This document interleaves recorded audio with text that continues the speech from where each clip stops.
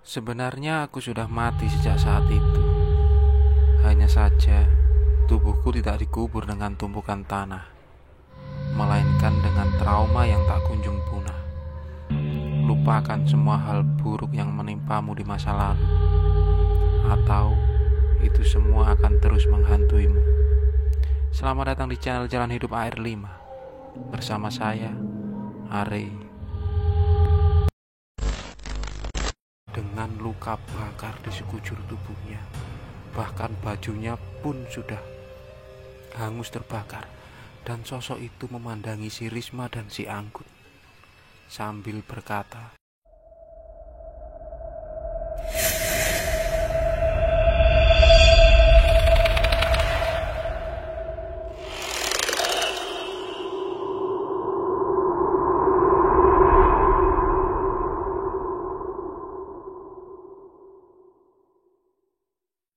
Assalamualaikum warahmatullahi wabarakatuh. Cerita kali ini berasal dari salah seorang temanku perempuan bernama Anggun.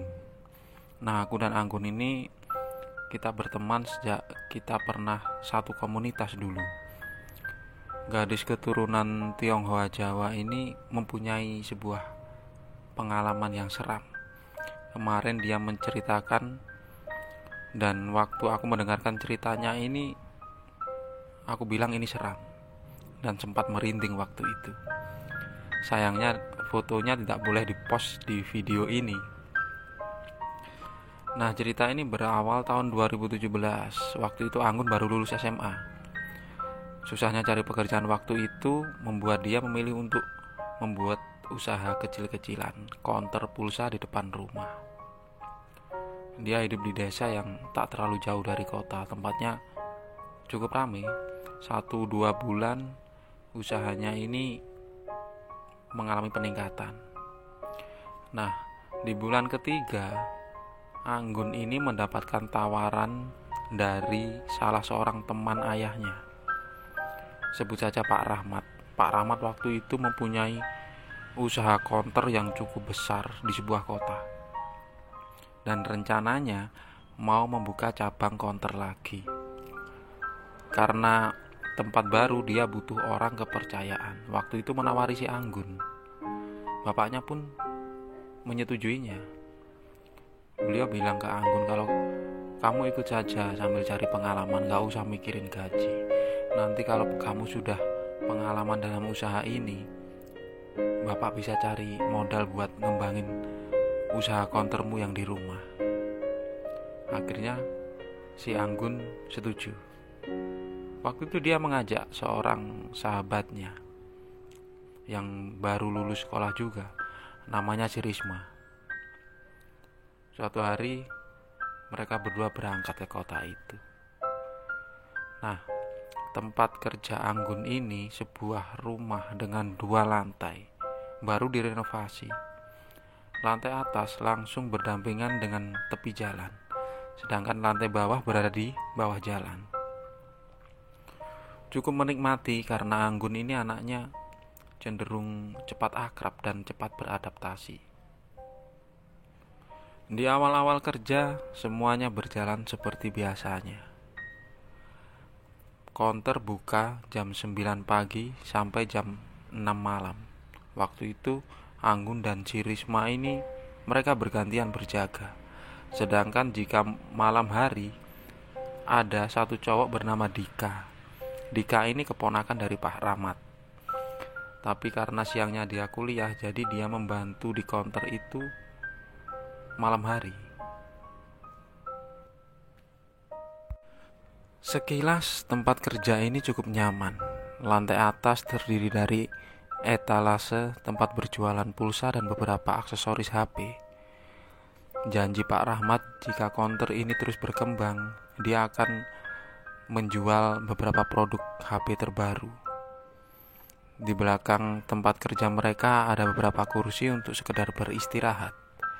Sedangkan di lantai bawah ada satu kamar yang cukup luas untuk tempat tidur si Risma dan si Anggun. Ada satu kamar mandi yang berdampingan dengan dapur. Sedangkan di belakang bangunan itu sudah merupakan kebun kosong. tak terlalu ramai. Sangat pas buat istirahat di malam hari. Jika siang hari, ketika Anggun melaksanakan ibadah sholat, Risma yang bergantian berjaga. Begitu seterusnya. Sedangkan Dika, ketika dia setelah tutup jaga malam, kadang dia tidur di atas dan kadang dia pulang ke rumahnya, karena rumahnya pun tak terlalu jauh dari counter itu. Di hari ke-7 Anggun dan Risma berjaga di counter itu. Mulai dari sederetan kisah yang aneh, horor, dan cukup menyeramkan mulai dari sini. Malam itu Dika bilang ke Risma kalau dia akan telat, mungkin sekitar jam 8 baru sampai di counter, karena adanya banyak tugas di tempat kuliahnya. Maghrib mereka berdua masih berjaga di counter itu. Anggun izin ke Risma, dia mau melaksanakan sholat maghrib. Pelan-pelan dia turun ke bawah, mengambil wudhu. Setelah itu Anggun ini sholat di kamarnya dengan membuka pintu kamar itu. Ketika Anggun melaksanakan sholat dengan pintu terbuka, dia merasa ada seseorang yang memandangi dia dari arah dapur yang langsung berhadapan dengan pintu kamarnya itu. Anggun berusaha tetap fokus dengan ibadahnya. Tapi semakin lama sosok itu semakin terasa melihat dia. Tak berani melirik kala itu. Tapi ketika setelah salam di akhir sholat maghribnya itu, dia menoleh ke kanan. Terlihat sekelebatan bayangan sosok yang tak terbentuk dan tiba-tiba menghilang ke arah belakang. Anggun tak memperdulikan itu. Dia cepat-cepat naik tanpa bercerita dengan Risma. Sekitar 8:30 malam, Dika ini datang. Dia menggantikan kedua temannya itu. Dika yang ditemani oleh salah seorang temannya laki-laki juga bilang ke Anggun dan Risma, kalian istirahat saja, biar aku yang meneruskan jaga counter ini. Nanti kalau selesai aku tutup, mungkin aku akan nginap di atas. Anggun dan Risma turun ke bawah. Setelah sholat isya, mereka melanjutkan ngobrol di kamar. Setelah itu, mereka berdua beristirahat. Sekitar jam 2 malam, Risma ini seperti mendengar orang sedang mandi di bawah. Suaranya sangat keras. Dia sempat membangunkan Anggun. Dia bertanya kepada Anggun, "Mbak, masa Mas Dika jam segini mandi?" Sedangkan si Anggun ini menjawab, "Sudahlah Ris, biarkan saja. Ayo kita terus istirahat." Setelah itu, malam itu berlalu. Keesokan harinya, Risma yang masih penasaran ini bertanya kepada si Dika, "Mas Dika, apa tadi malam Mas mandi? Kenapa harus mandi malam-malam, Mas?" Sedangkan si Dika ini menjawab, "Aku tadi malam setelah tutup counter aku langsung pulang, Ris. Aku gak jadi nginep di sini." Si Anggun bilang, "Aku tadi malam sama si Risma dengar ada suara orang seperti mandi di kamar mandi." Dika yang tak mau ambil pusing, dia bilang, "Mungkin kalian salah dengar, siapa tahu dari sebelah." Walaupun mereka bertiga tahu di sebelahnya tidak ada bangunan lagi. Kisah malam itu berlanjut. Dika berjanji kalau malam itu dia bakalan nginap di counter itu. Seperti biasa, Anggun dan Risma turun ke bawah untuk beristirahat. Malam itu serasa berbeda. Jam 11 malam, Risma sudah tidur duluan, sedangkan Anggun masih terjaga dengan menonton televisi. Tiba-tiba, Anggun ini mencium bau seperti gas bocor. Nah, setelah itu dia membangunkan si Risma. Dia bertanya, "Riz, kamu bau gas bocor enggak?" "Iya mbak, ada baunya, ayo coba kita cek." Baru mereka beranjak, tiba-tiba bau itu berubah menjadi seperti bau daging yang gosong, daging yang terbakar, dan baunya sangat menyengat sekali. Di situ mereka saling bertatapan. Dalam pikiran mereka, bau apa ini? Bermaksud mau membuka pintu kamar yang masih terkunci. Tiba-tiba dari arah dapur terdengar suara sangat berisik, seperti suara orang memasak, seperti suara keramaian, bahkan suara piring dan gelas yang seperti terjatuh. Ada yang aneh waktu itu. Mereka tetap saling berpandangan tanpa bersuara kala itu. Anggun memberanikan diri mau membuka pintu, walaupun saat itu Risma melarangnya, karena Risma sudah merasakan ketakutan. Anggun tetap membuka pintu itu. Dan apa yang mereka lihat? Dapur yang sebelumnya bersih, sudah direnovasi, sudah dicat, sudah tertata rapi, berubah menjadi tempat yang seperti hangus terbakar. Dan semua barang-barangnya itu berserakan di bawah. Setelah itu muncul sosok perempuan dengan luka bakar di sekujur tubuhnya. Bahkan bajunya pun sudah hangus terbakar. Dan sosok itu memandangi si Risma dan si Anggun sambil berkata,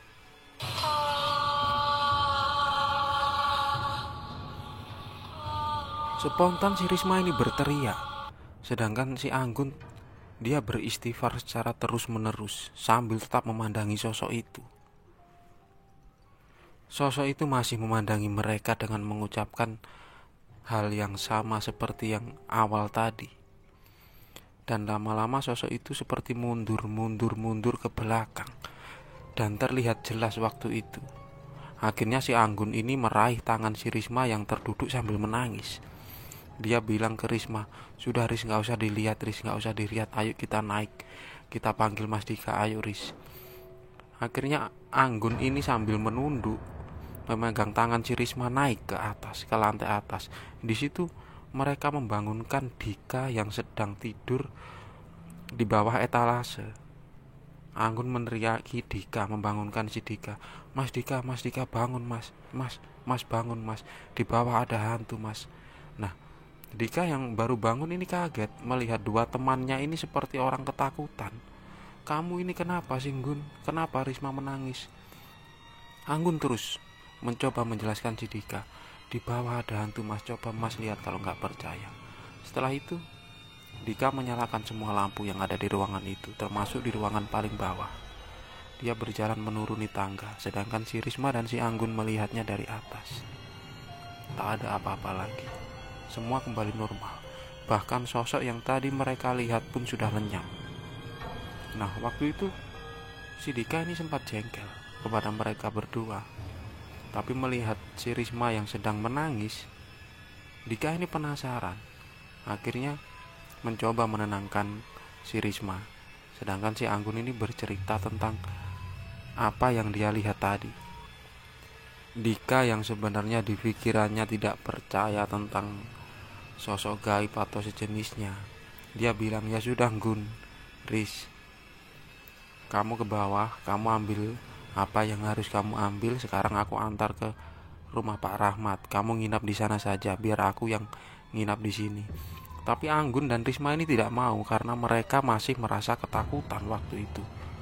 Nah, akhirnya si Dika berinisiatif untuk mengambilkan HP dua temannya itu. Dika turun. Risma dan Anggun kembali melihatnya dari atas. Ketika melihat Dika naik tangga dan mau memberikan HP-nya, si Anggun ini melihat sosok yang tadi dengan tubuh terbakar itu masih melihat ke arah Anggun dan si Risma itu. Di situ mereka berdua memilih untuk berpaling dan cepat-cepat pergi dari konter itu. Dengan diantar Dika menggunakan sepeda motor, Risma dan Anggun menuju ke rumah Pak Rahmat. Dalam keadaan malam yang hampir jam 2:30 waktu itu, Pak Rahmat ini kaget. Beliau membangunkan istrinya, sedangkan melihat wajah Risma yang seperti habis menangis, Pak Rahmat ini bertanya kepada mereka, ada kejadian apa? Di situ Anggun menceritakan. Setelah menceritakan, ternyata Pak Rahmat ini justru meminta maaf kepada dua perempuan tadi, bahwa sebenarnya tempat yang mereka tinggali itu dan digunakan untuk usaha counter HP itu sebelumnya adalah sebuah restoran atau sebuah rumah makan. Nah, waktu itu terjadi kebakaran. Di bawah adalah ruangan dapur untuk memasak segala jenis makanan. Waktu itu ada 3 orang pekerja, 1 orang perempuan, 1 orang laki-laki, dan 1 orang ibu-ibu. Kejadian itu berawal dari gas yang bocor tanpa ada yang mengetahui. Karena tersulut api, jadi secara cepat kebakaran itu terjadi. Sedangkan 3 orang yang di bawah itu tak sempat menyelamatkan diri mereka. 1 orang hangus terbakar di tempat itu, dan dia adalah si perempuan tadi. Sedangkan laki-laki mengalami luka bakar yang cukup parah. Sedangkan ibu-ibu ini hanya mengalami luka bakar sedikit karena dia berada di kamar mandi. 1 orang itu meninggal. Nah, Pak Rahmat ini meminta maaf kepada mereka karena rencananya untuk melakukan pembersihan di tempat itu dengan melakukan tahlilan atau doa bersama itu belum terlaksana. Menurut Pak Rahmat itu bukan arwah dari korban itu, melainkan jin atau setan yang menyerupai korban itu. Nah, waktu itu akhirnya memutuskan untuk Anggun dan Risma dipekerjakan di counter pusat yang ada di rumahnya Pak Rahmat ini. Sedangkan beberapa hari kemudian Pak Rahmat memanggil beberapa orang ustadz dan warga sekitar untuk melakukan tahlilan dan doa bersama di counter itu, dengan mendoakan arwah korban kebakaran di tempat itu. Selanjutnya semuanya berjalan lancar, walaupun Risma dan Anggun ini tetap bekerja di counter pusat, sedangkan counter itu dikelola Dika dengan bersama beberapa temannya. Menurut kabar sekarang counternya tambah ramai dan tambah besar tanpa ada cerita gangguan lagi. Nah, itulah pengalaman kisah nyata dari Anggun dan Risma, yang kejadian ini terjadi sekitar 5 tahun yang lalu.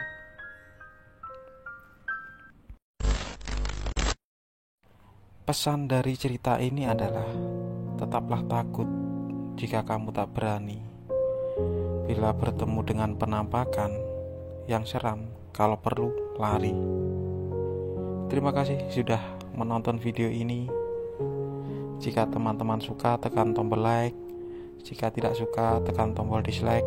Itu pun kalau tega. Subscribe, share juga boleh. Terima kasih dan wassalamualaikum warahmatullahi wabarakatuh.